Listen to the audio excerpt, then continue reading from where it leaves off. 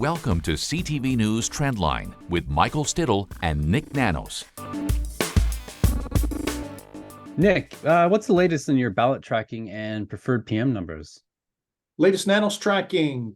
I feel like is this kind of like political weather kind of deal, Michael? What do you think? Anyways, latest Nanos ballot tracking is done every week under the blue team, Conservative 41, Liberals 24. 17-point advantage for Pierre Poilievre and the Conservatives right now in the Nanos tracking. NDP 22, this is critical. The margin of error is plus or minus 3.1 percentage points. Now the Liberals and the NDP are within the margin of error. There's only 2 points between those two parties. Bloc 6, Green Party 5, People's Party at around 2, 1.5 to 2.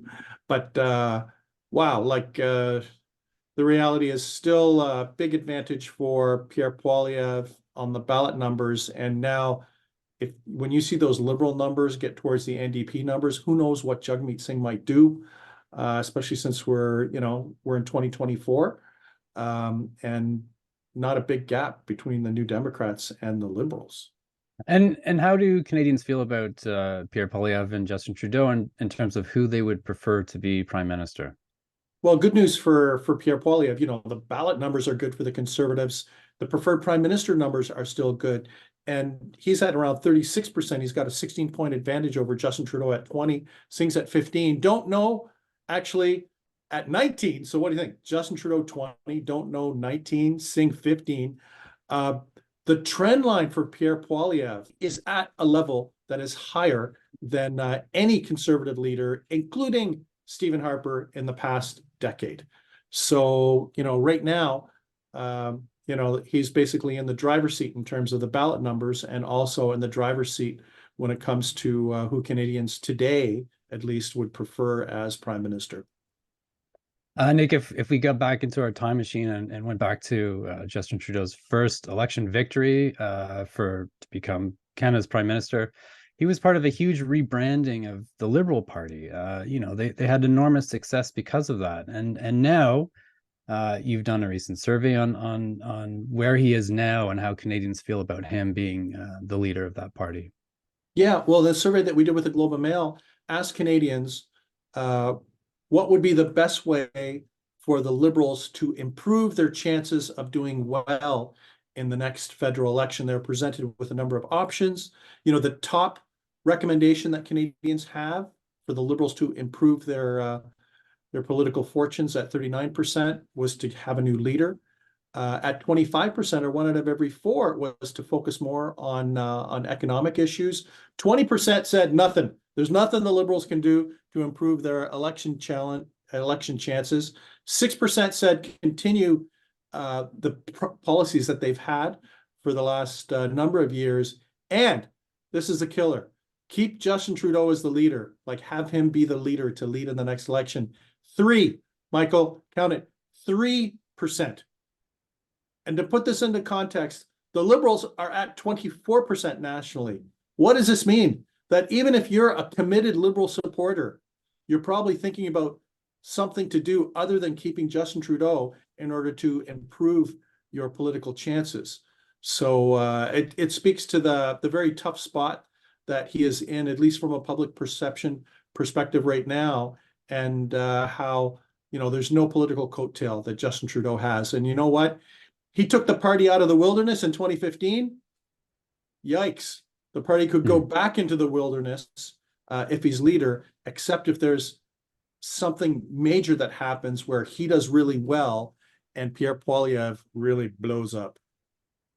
I mean, in recent appearances, Justin Trudeau seems really fired up. There's absolutely no indication he's going anywhere. He definitely wants to stay and fight. And it's always, I imagine, an extremely difficult decision for a leader of any party when they decide that it's time for them to resign. We actually have a clip of Justin Trudeau's father, Pierre Elliott Trudeau, on the day that he decided to make his resignation announced. Went home, discussed with the boys, put them to bed, walked till midnight in the storm. Interesting, eh? And then I went home and took a sauna for even an hour and a half. It was all clear. I was going to leave, but I went to sleep just in case I'd change my mind overnight, and I didn't. I woke up, it was great. Use the old cliche, this is the first day of the rest of my life. Here we are. Prime Minister What things did you Go weigh? on living. What things did you weigh? It's always good to sleep on an important decision, eh, Nick? Yep. At least for one night. I'm sure he was thinking about it more than one night. But, the thing is Michael, I was a kid at that time, but I remember how shocked everybody was when he decided to resign. It was kind of like one day it was pretty clear that he was staying on and ready to fight the Conservatives and hold on to power. And then the next day, basically, he's out. The interesting thing about this is, it speaks to probably some of the things that Justin Trudeau might be thinking about, because he lived through all of that as a young person, and he saw his dad go through, all the different things that he had to deal with, including some pretty negative public opinion. And what's interesting, at least, is that his dad resigned on that special leap year day in February, the extra day. Just coincidentally, almost sounds like Shakespeare. And I'm not going to say whether it's a tragedy, an action thriller, or a comedy. But anyways, that same day is coming up.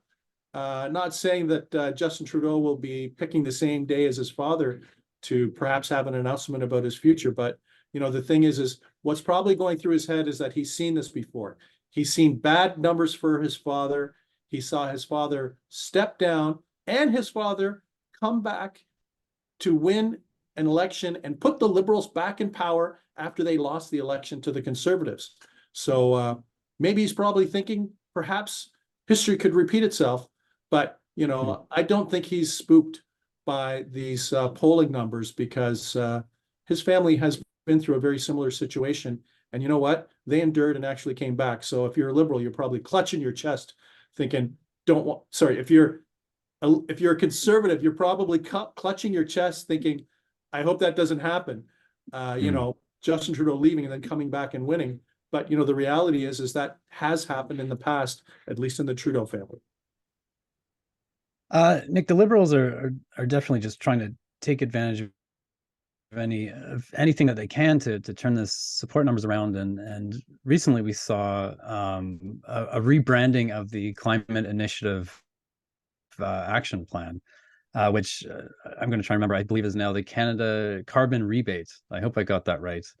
Does that sort of, rebranding, there's nothing technically different about it. It's just a strict renaming. Do you think this sort of thing has a real impact on voters?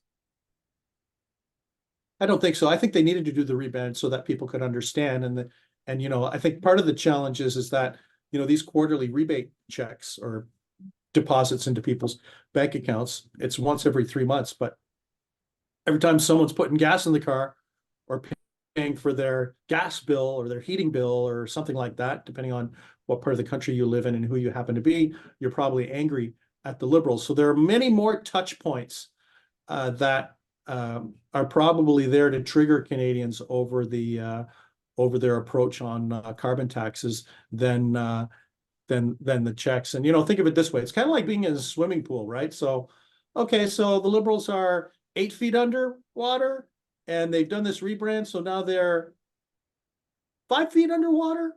They're still drowning, right? That's the reality. And for Canadians that are struggling to pay for the groceries and they're struggling to pay for the rent and the mortgage and stuff like that, this is just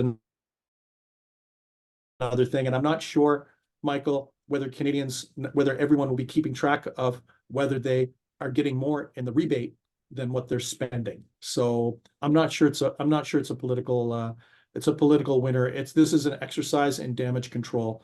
Nothing really beyond that. Nick, Labour Minister Seamus O'Regan said that the rebranding was necessary to describe it in a way that Canadians would recognize, using their own words, essentially. But even he seemed to have trouble remembering what it was called. If we can speak the language that people speak, because people say the words carbon, they say the words rebate, right? And if we can speak that language, that's important so people understand what's going on here. Look, I'd be the first to say some of this, and I've said it before, is kind of counterintuitive.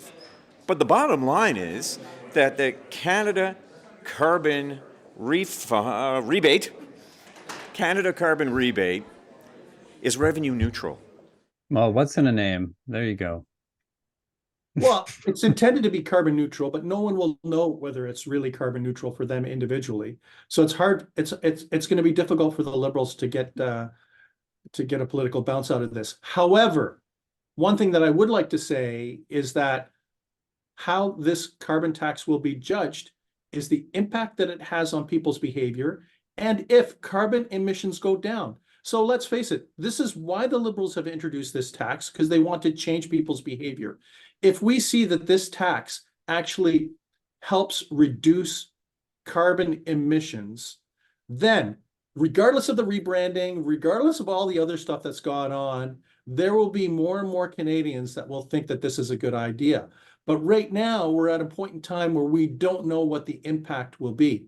Conversely, if carbon emissions go up after introducing this tax, people are going to go, what's up with that? Why are we doing this tax? It's obviously not achieving what we need to achieve. So maybe the good news for the Liberals is that they will be held accountable on this based on, I believe, carbon emissions and the impact that this tax has on people's behavior. So it'll be interesting to see what type of impact, if any, that this carbon tax will have. So, but nothing ventured, nothing gained, at least if you're looking at the Liberals and trying to move the dial on the environment and to fight climate change. Nik, we're going to take a quick break, but when we come back, Biden's likability challenge.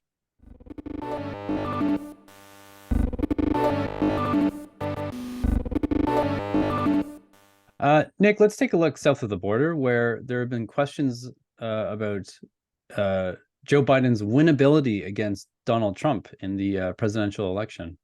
Yeah, it's kind of like I was in DC just recently, and it's like Democrats are torturing themselves. You look at the polling numbers, and it's very close between Donald Trump and Joe Biden. And assuming Joe Biden and Donald Trump are the candidates, we will have two incumbents in the U.S. election for president, which is, I'm not sure if that's happened before. I'm sure we can go into the vault and figure it out, but doesn't happen very often that you have two incumbents head to head seeking the presidency. But the thing is for the Biden people, they've got to be frustrated because they look at some of those economic numbers and they're strong for the United States. Usually when the economy is strong, it's very good news for whoever's in the White House. But it looks like there's no bump. It's kind of like joyless prosperity for Joe Biden, that, you look at the numbers and it's like, wow, look at what the Biden administration has accomplished, but that people don't feel the same way. And as a result, there's risk. And you know what, Michael, not just looking at the numbers, it's pretty clear in the United States that there's two things. It's like two solitudes. For the Trump people, they hate the Democrats and they're angry. And for the Biden folks and the Democrats, they are just in denial. They cannot believe that someone like Donald Trump is even competitive with Joe Biden. And it's going to be, this election could be ugly in terms of an escalation of conflict between Americans. And who knows what will happen, especially considering the age of both of these individuals, Biden and Trump. That's all it takes is for one of them to trip or one of them to make a mistake, either or, and could change the complexion of the race in very short order. There is a lot of attention on Biden's age now, Nik, and a lot of eyes focused on, whenever he's making a public statement, if he makes a flub, it's in the news. But I mean, Donald Trump has made a lot of flubs as well, and doesn't seem to have that same critical eye. Yeah, neither of them are spring chickens. How about that? And why this is critically important for Canada, because we're going to be coming up in 2026 and 2027. Whoever is the prime minister will be dealing with, the president will be dealing with the renewal of the Canada-US free trade agreement. Canadians are really focused on the relationship between Canada and the United States because we're trade partners, we're NATO partners. And, there's been a lot of stuff that's been said, especially by Donald Trump, in terms of how he feels about countries that don't pay for their fair share, their 2% GDP target. But it's interesting from a polling perspective, we asked Canadians who they thought would be best to deal with Donald Trump. And On the advocacy front, Pierre Poilievre and Justin Trudeau are statistically tied. Just as many people think that either one of them would advocate in the best interests of Canada. However, and this is the kicker, asked who would be best to negotiate with Trump, Pierre Poilievre actually scores higher than Justin Trudeau, 39-28, which is unusual because Pierre Poilievre has never negotiated with Donald Trump, while Justin Trudeau, you can say, negotiated the free trade agreement or the renewal of the free trade agreement and generally recognized as doing a good job. Looks like he doesn't have a big advantage, even though he is the prime minister, has the experience, and has negotiated with the Trump administration in the past. Nik, it's going to be a very exciting year, and I look forward to covering it with you. As always, thank you very much. Take it easy.